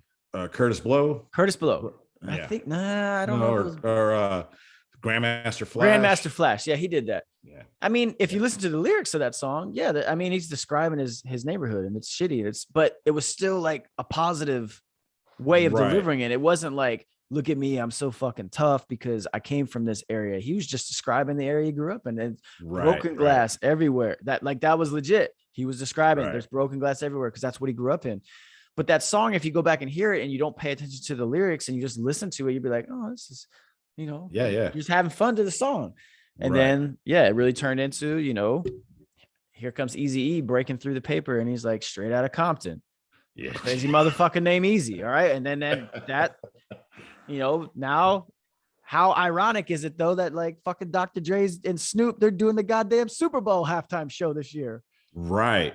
Like look at the fucking, which is to me just, I don't give a fuck about what John Gruden said, but I just think that the irony is like, we're going to hold this guy accountable and let's ignore 30 years of fucking hip hop lyrics, and I'm a part of that at some point. Right. I've wrote a lot of shit that I would never look back on and be like, even when I hear it, I'm like, bro, what did you write? Well, it's art, man. It's art, but it's also like, that's what it turned into because so if I was a rapper 10 years prior, would I have written that way? No, I wrote because Jay-Z was my greatest fucking influence along with Wu-Tang. Like I wanted to be those dudes and I wasn't, but I could write like it. Well, let's look at it like this. Let's think of like Red Fox and Richard Pryor. Yeah. Do you? So would they? The comedy that they wrote back in the 60s and 70s. Do you think they were like kind of be like, that's kind of cringy now? It would probably like. Well, I talked about this a few months ago, like when I watched Blazing Saddles for the first time. You can't make that movie today. Oh, no. Right? You can't do any. Richard Pryor, like the closest thing to Richard Pryor is Dave Chappelle, and look what they're trying to do to him. Right. You know what I mean? Right. Like we're in a society, man. We're the softest we've ever been. We can go on. We're the softest we've ever fucking been. And that's why I love Jason Whitlock, because he was just breaking down Randy Moss on Sunday NFL Countdown, sitting there crying about we going backwards. He's like, and I get where Whitlock's coming from. Well, I love Jason Whitlock, and I struggled with him throughout the years because I always thought maybe I just wasn't ready for the amount of honesty he was bringing to conversations, especially like mid 2000s or early 2010s. But he's true, man. He's like, are we? And he's honest. I don't feel like him. I didn't grow up with his experience, but he's 100% correct where, and this, I could apply this to anybody's opinion. He's like, are we that sensitive as Black people is what he's saying. I'm not saying it, that we care what this white man thinks about us. Because you're not God, you're not Jesus Christ. So why do I give a fuck about what you think about me? And I'm the same way. Like, I don't care what anyone in this world thinks about me. I really don't, dude. I've gotten to that point where you're just another man or you're just another woman with an opinion on me. So, okay, if I know it to be false, why do I give a fuck what you think? And that's what he's saying. He's like, whatever context Gruden wrote those emails in or whatever, he's like, who fucking cares? Who cares? See, and that's the thing, man. It's like nowadays, everything is a threat towards somebody else, you know? Yeah. Or like things that we grew up, I call them skint knees incidences. Like, you know, you skin your knee and you get up and you just wait for it to scab over so you can have fun picking it, right? Whereas nowadays these skint knee instances are like you have a helicopter mom hovering over you crying and wailing because you skint your knee, and now because she's crying and wailing, this knee skin, which is something that's going to go away in a couple of hours, it's worse than what it really is, and in your head. And so now you're the victim because someone else's fault that you skinned your knee. Right. I was relaying a story the other day about a fight I got into with this kid in high school, or we were in middle school, and he was picking on this girl that I kind of had a crush on's little brother, and so to be all impressive, I pretty much picked a fight with him and beat him up. Well, he went home, and the next day on the bus, he was like, all right, after school, we were going to fight again. I'm like, all right, whatever. But when we get off the bus, guess who was there? His mom. Yeah. And so I was kind of intimidated by his mom being there. Anyway, no excuse. I got my butt kicked. All right. So I kicked his butt. He kicked mine, and it's over with. Well, the next day we're sitting on a bus, and I'm like, what's up, man? And he's like, nothing, man. How you doing? And now we're friends. It was just like, for 2 days, for 2 days, there's this tension between the two of us. And now we're sitting back, talking about football on the bus on ride to school, Mm-hmm. and, for the remainder of our times we knew each other, we were cordial with one another, play on the football team, baseball team, basketball team together, marching in the marching band together, had no problems. And I guess the whole point with this is, I didn't run home to my mom. I didn't run home to my mom. He didn't run home to his mom. His mom just happened to hear about the fight, and she showed up. And, but yeah, man, it's just, I think, for as tough as our generation, my generation claims to be, we've raised our kids to be some pussies. That's full circle right there. I don't know where it comes from, man. I really don't. Because every generation just complains about the next, right? But who's responsible for it? I'm complaining about my generation, Oh, I know, but yeah, that's what I'm saying. Like, I used to say this to my parents. I'm like, I don't know if you guys, all the shit you guys are complaining about, but you're the motherfuckers in charge. Yeah. Right. So same thing now with us. It's like, and that's why I go all the way full circle. I give credit for Joe for stepping up, but like, look, all these issues, who do you think's in charge? We're the ones. We're running this shit right now. So we need to take a little bit more ownership and be active in it rather than just sit on the sideline and be like, man, that fucking sucks. Right. Oh, bro. It's crazy, man. Like, I sit back with my kids, and we just had this incident with this weekend where I kind of screwed my kid over, man. She was having some problems with some friends of ours' daughter, and they got at it, and come to find out, my daughter she didn't do anything wrong, but I chastised my daughter in front of this other family because I wanted to make sure that this family knew that I actually was going to take kind of ownership of it. I would take accountability for my kid. And I was kind of hoping that they would do the same, but they didn't, and like, just be like, yeah, you should listen, either I wanted them to validate the issue and how that's not how we behave. Instead, I just validated the behavior of their kid, and their kid was a little butthead to my kid at the end of the day, Yeah. So, and I'm not going to ever do that again. If my kid's going to be in a butthead, I'm going to be like, all right, yep, I'm going to deal with it when we're at home. Right. She's a grown woman, and, actually, I'm not going to even say another word to her because she's a woman now, you know what I mean? Yeah. So that's not bad. You got those kids all grown and out, getting ready to throw them out, man. Mine's fucking 16 of them. She just texted me a picture of this. She's making some rosemary pull apart dough bread right now. I'm like, hey, bro, hang on to those moments, because hey, in 2 years she's going to be 18. I know, man. She's a good kid, man. She's beautiful too, man. Yeah, I know, that's the worst part, but whatever. Yeah. But no, we were just in Chicago, man, and like she's just so much fun to be around. She's super joy, and I just go back every time I see her. I'm like, is this the day where she's gonna be an asshole to me? Because, man, I had plenty of days at her age to my parents, and I was a dick sometimes. I really was, but for whatever reason, she's just been.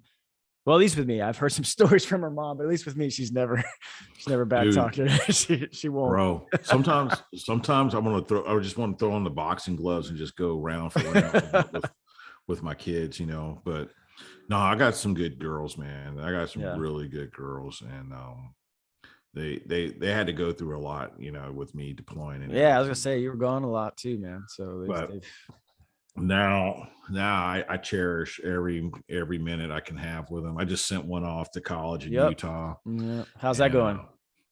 Oh, dude, it's a wake up call for her. I believe it. Well, because I go, hey, don't be a boomerang, baby. Don't Come back. Yeah. But she's yeah. also pretty far away, man. So like that was big. So that's why I was saying, like, when I went to school in New York to play baseball, I was pretty far from Florida. So I did a lot of dumb shit I shouldn't have, because I knew I didn't really have to deal with anything repercussion. Right. But I mean, I also didn't have social media, so a little yeah. So dude, these kids got so much at their dude. Remember, we have to go to the library. Yes, I literally, like 3 years ago when she was out here with me for a while, I was like, man, we're gonna go to the Sacramento's fucking library. And I'm gonna show you the Dewey Decimal System, because she had no idea what it was. Yeah. And like that's even pretty much lost there. Like there's a very small section where you can still do that. I'm like, you need to know what it's like to go look up a book for real. Yeah. Not just like, let me Google where this book's at. And like, no, you need to know how this stuff was accounted for and cataloged, and learn how to find stuff based off of what these numbers mean. Or remember that the equivalent of the internet for us was microfiche. Yeah. Yeah. I was like, scroll. Oh, look, here's an old newspaper. Yeah. And then now everything's on Google. Let me just Google it real quick. Yeah, nowadays Google Scholar is another thing, man. I don't know if you've dealt with that with being an ROTC instructor, but Google Scholar, anything, man. And I had to do that when I was completing my degree. The other one is remember, you had to either had to own a set of encyclopedias, or you had to go to the library to use an encyclopedia, or when the computer age, we got hard drives, not hard drives, but floppy disk, CD, this floppy CD run, Encarta. You remember and that was like a $200 program, and I remember my brother got because I had an older brother, and he got the set of encyclopedias when he was in high school. I was like, wow. Yeah, that's what how do you even look this stuff up? Encyclopedias when I was a kid. Yep. But yeah, bro, it's crazy, because I sat there and I'm thinking, man, our kids have so much at their disposal these days. Whereas it's spoiled, man. We had to, we had it good, man. I'm gonna admit we had it real good. Yeah. But they have it so much better. And at the same time, I kind of think they have it so much worse too, because they have everything. Yeah. And they don't have that a lot of negativity that comes with it. Yeah. Yeah, the opportunity of the frustration of having to use the Dewey Decimal System to only find out the book was been checked out. Remember that? Yeah. You go through the file, you find the card, fucking cards there. You're like, where's this book come back? Another week. God, why do you only have one copy? Yeah. But now you have to. You just fucking download books on your phone. Yeah. Which I don't like doing. I like the physical. I like to hold a book if I'm going to read it. I can't do the whole phone or iPad thing. Can't do it. Yeah, I did a few books that way, and then when I was deployed, I had a ebook reader. I don't even know what it's called, but I had to Kindle. Yeah, I like books. They're bulky and just take up so much room. Take up space. They're heavy, man. I moved my master's program in my undergrad when I moved, and man, it was like 2 boxes of books that I don't even think I read them. It's college, man. You just buy books. You don't really read them for anything. Yeah, dude. At least that was for political science, man. Like I remember one of my classes, this guy, Dr. Lebetz at UCF. I don't know what class it was. It was either the fucking the principles of war, or it was the ideologies class. But anyway, the class had 7 books. 7. Oh, wow. And not a single question on any exam. We only had 3 exams that semester. All the questions from the exams came from actually in the lectures. They just assigned the books just so you could have a foundation for and it's just like, reference material. Yeah, but you want me to read this stuff that I'm not even gonna get. But in the moment, you're like, man, it's stupid. But then I go back and look on it. I'm like, man, I should probably go read those books. You know what it is? I bet you I know what it is. Check this out. He probably has a credit in the book. Right? Yeah, that's always, he probably has a credit in one of those books, but the book is not part of UCF because there's like some ethics things. Yeah. It's actually being used at Florida State, but his buddy who teaches the same class at Florida State interchanges that book. And then, so. Probably, man. Like, it's a hustle. I'm just not in on that club yet, but we'll get there. Yeah, I got to get in on the hustle. I got to find my. Yeah, you got to go fucking run for Congress so you and Joe can get that pension for life, man. Once you get in. Nah, bro. Check this out. I would be like the first guy to go in there and be like, screw it. Guess what? I'm gonna present a bill that does away with your pension, and you have a term limit. And it'll probably go nowhere. No, it won't go anywhere, but I would love it. I would love for you to do it. And I would call them out. And then what I would do is when a new bill is presented and it attach your shit as a writer. Yep. I keep attaching this. Check this out. I as soon as I say I will publish every congressman and senator who has talked about trading stocks aligned with those bills and like those contracts and everything. Yep. I will let everybody know, hey, these guys they're already talking about how they're gonna build up their foundation on this, and just so they're getting rich off these bills, and that, because it really pisses me off that a person like Pelosi can be worth hundreds of millions of dollars, and she's been in politics the whole time because she has insider knowledge of what's actually getting, got the right last name too, and then it really upsets me that people vote for her and keep her in office knowing that she's getting, and she says, well, we need to tax the rich. Well, like, what rich person? It's like this reverse psychology they play on us. We need to tax the rich, but I'm not the rich. Yeah. Right. Yeah. It's like wordplay. It's what we call that in the hip hop community. It's called wordplay. It's the play on words. Wordplay. Yeah. Yeah. Just whatever makes people think something about something else. That's all. Yeah, man. All right, brother. It's that time. I have to go. I have to go get myself in this kitchen over here and start slaving away.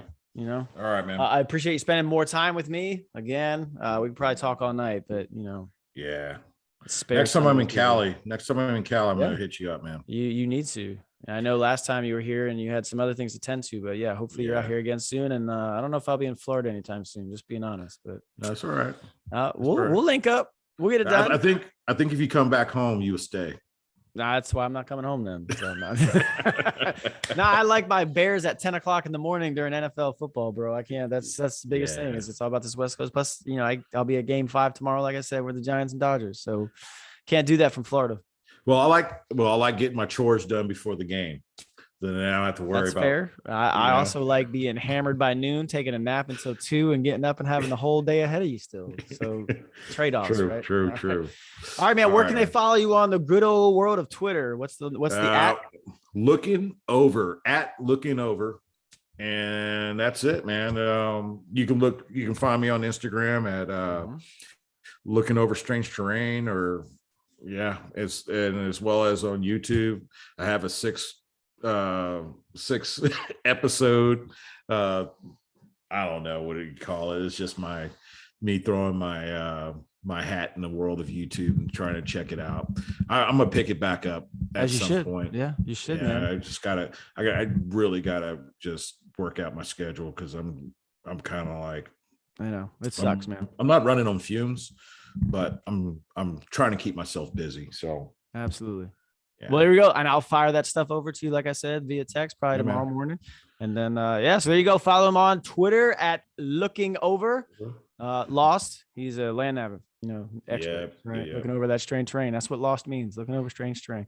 Looking All right. over And then strange as terrain. always, you know what to do. Please like, subscribe, get on Apple, Spotify, wherever you listen to your podcasts, your YouTube. Find me on Twitter at Eric TWBB for There Will Be Bourbon. And then just, hey, share it with the homies. All right. All right. Until next time at the virtual bar, There Will Be Bourbon. All right, brother. All right, later.